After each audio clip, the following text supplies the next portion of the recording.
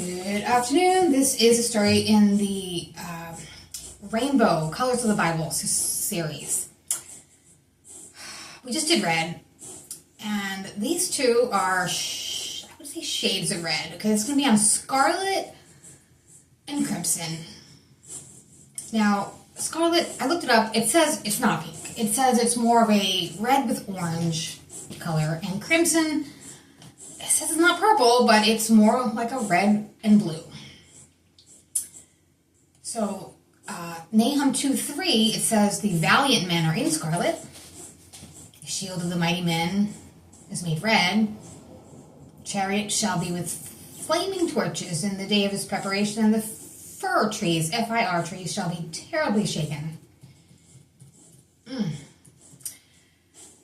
Now, scarlet's not in there a whole lot of times, but even less is the phrase scarlet thread.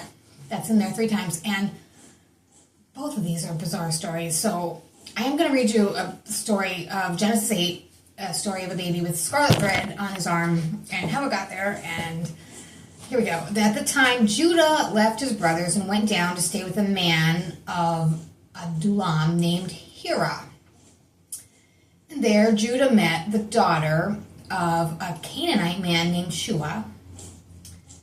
And he married her, and he made love to her, and she became pregnant and gave birth to a son who was named Er. She conceived again and gave birth to a son and named him Onan. And then she gave birth to still another son and named him Shelah. And it was at Kezib that she gave birth to him. And Judah got a wife for his firstborn, and her name was Tamar. But Judah's firstborn, was wicked in the Lord's sight, so the Lord put him to death. And then Judah said to Onan, his second son, sleep with Er's wife and fulfill your duty to her as a brother-in-law and raise up offspring for your brother. But Onan knew that that kid was not going to be like in his legacy, so he slept with her, but he pulled out. He spilled his semen on the ground to keep from providing offspring for his brother. And what he did was wicked in the Lord's sight, and the Lord put him to death also. Then Judah said to his daughter-in-law Tamar, live as a widow in your father's house until my son Shelah grows up. For he thought he may die too, just like his brothers. So Tamar went and lived with her dad. After a long time, Judah's wife, the daughter of Shua, died.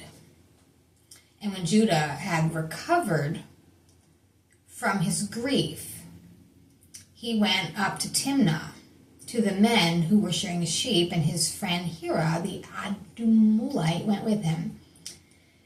And when Tamar was told that your father-in-law is on his way to Timnah to shear his sheep, she took off her widow's clothes and covered herself with a veil and disguised herself.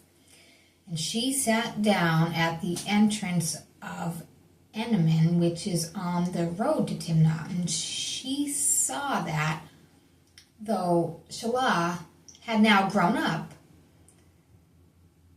she had not been given to him as a wife. When Judah saw the woman on the road, he thought that she was just a prostitute because her face was covered, and he didn't realize that she was his daughter-in-law. He went over to her by the roadside and said, come now, let me sleep with you. And she said, what are you going to give me to sleep with you? And he said, I'll send you a young goat from my flock. Will you give me something as a pledge until you send it, she asked. He's like, what do you want? And she said, your seal and its cord and the staff in your hand. She said, so he gave them to her, and they slept together. He slept with her, and she did become pregnant, but she took off, and after she left, she took off her veil and put back on her widow's clothes. Meanwhile, Judah sent the young goat by his friend, the Adullamite, in order to get his pledge back from the woman. He wanted his staff and his seal back, but he couldn't find her. So he asked the men who lived there, where is that shrine prostitute who was sitting on the road at NM? And they said there hasn't been any shrine prostitutes here. So he went back to Judah. He didn't find her.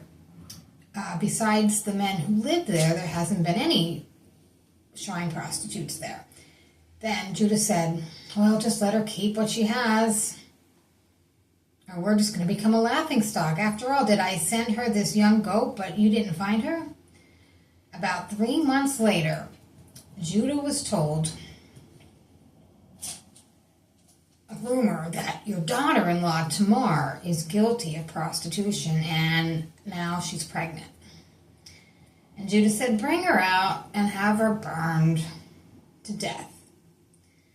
So, as she was being brought out to be burned to death because she was pregnant with no man around, she was being brought, to the man who impregnated her. So anyway, she sent a message to her father-in-law. She said, I am pregnant, yes, by the man who owns these things. And she said, see if you recognize this cord and seal and staff. And Judah did recognize him and said, oh, she is more righteous than I wouldn't give her to my son, Shelah. And he didn't sleep with her again. And when it came time for her to give birth, there was 2 babies in her belly. And as she was giving birth, one of the babies put his hand out of her cooter, and the midwife took a scarlet thread and tied it around his wrist and said, this one came out first. But he drew his hand back in. And then the other baby came out. And she said, this is how you have broken out. And he was named Perez. And then his brother, who had the scarlet thread on his wrist, came out. And he was named Zerah.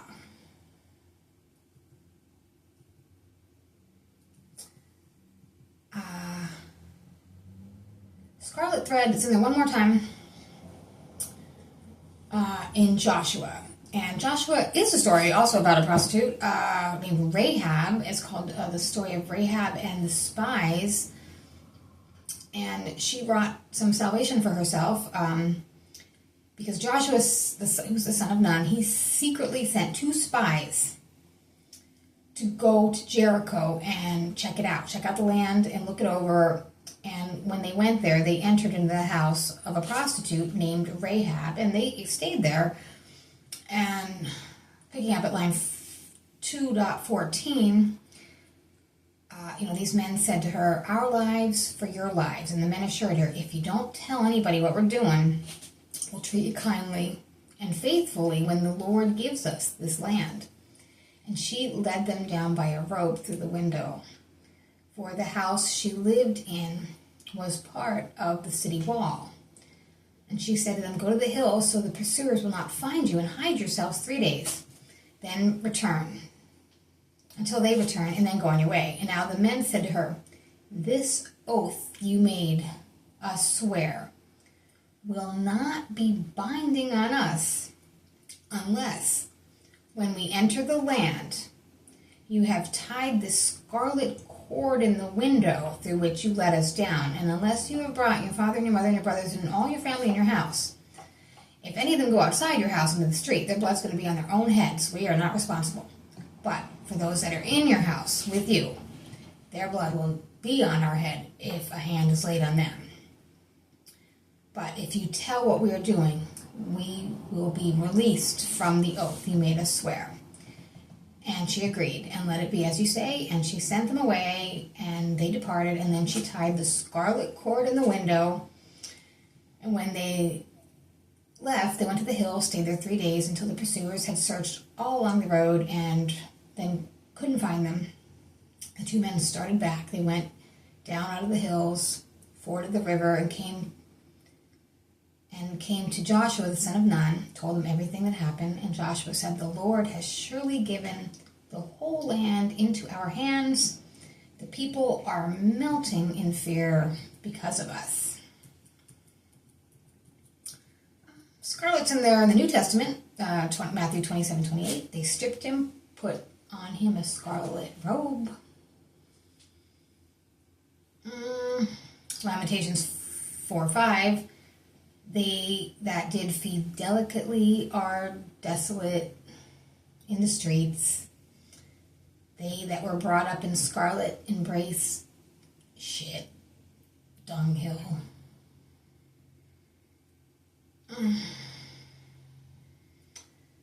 Hebrews 9:19. Moses had spoken every precept to the people according to the law. He took the blood of the calves and of the goats with water and scarlet wool. Hyssop had sprinkled both the book and all the people. Revelation 17. A woman sits on a scarlet-colored beast, full of the names of blasphemy, having 7 heads, 10 horns. The woman was arrayed in purple and scarlet, decked with gold and stones and pearls, and a golden cup in her hand, full of abominations and filthiness of her fornication. And crimson, we're just going to throw it in here because it's only 5 lines. 2 Chronicles 2. Send me now, therefore, a man cunning to work in gold, silver, brass, iron, in purple, and crimson, and blue, that can skill to grave with the cunning men that are with me in Judah and Jerusalem, whom David my father did provide. 2 Chronicles 14 says the same thing. The son of a woman, the son of a woman of the daughters of Dan. And his father was a man of Tyre, skillful to work in gold and silver, brass, iron, stone, timber, purple, blue, fine linen, crimson, and also to grave any manner of gravings, and to find out every device which shall be put to him. And thy cunning men and the cunning men of the Lord, cunning men of my Lord, David thy father. 2 Chronicles 3, he made a veil of blue, purple, and crimson, fine linen, and cherubims thereon. Isaiah 1:18, come now, let us reason together, saith the Lord. Though your sins be as scarlet, they shall be white as snow. Though they be red like crimson, they shall be as wool. Jeremiah 4:30, and when thou art spoiled, what wilt thou do? Though thou clothest thyself with crimson, though thou deckest thee with ornaments of gold, though thou rentest thy face with painting, in vain shall thou make thyself fear, for thy lovers will despise thee and seek thy life.